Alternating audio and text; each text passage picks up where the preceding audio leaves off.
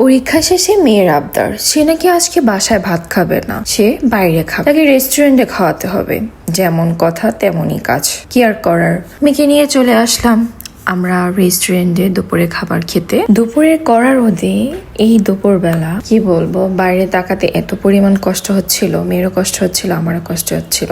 তো আজকে আমাদের অনেক ক্ষুধা লেগেছে, মা মেয়ের দুইজনেরই। সকাল সকাল মেয়েকে নিয়ে পরীক্ষার হলে চলে গিয়েছিলাম না খেয়ে। তো ভাবলাম মেয়েকে নিয়ে চলে আসি, দুপুরে খাবার খেয়েই যাবো, ভারী খাবার একসাথে। তো মেয়ে তো রেস্টুরেন্টে ঢোকার পরে খুব খুশি, সে এই রেস্টুরেন্টের খাবার সে অনেক বেশি পছন্দ করে। সে রেস্টুরেন্টে ঢোকার সাথে সাথে তার মুখে এত পরিমাণ হাসি তো মুখে লেগেই আছে, কি আর বলবো।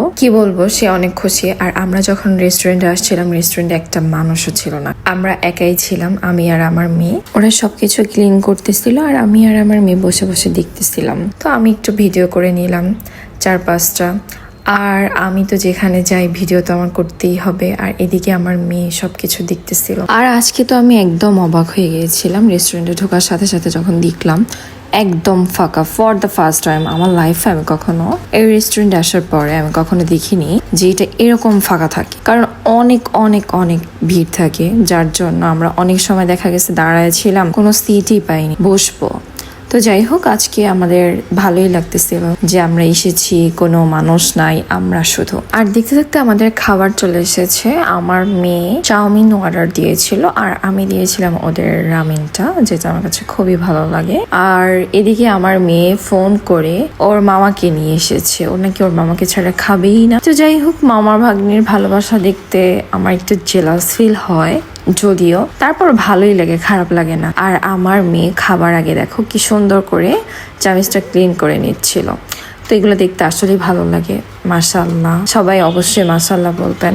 আর এদিকে আমার মেয়ে একটু খাওয়ার পরে ওর মনে পড়েছে যে আমি খাচ্ছি, আমার মামা খাচ্ছে, বড় মামা খাচ্ছে, তো আমার এখানে তো আমার ছোট মামা নেই, আমার ছোট মামাকে লাগবে। তো কি আর করার, তো মেয়ের কথা, তার ছোট মামাকে আনতেই হবে। তো এই জন্য আমার ভাই আবার ওরে ফোন দিয়ে নিয়ে আসছিল তো ওর ছোট মামাকে। তো আমি এখানে খাবার নিয়ে বসেছিলাম, আমার মেয়েও খাবার খাচ্ছিল।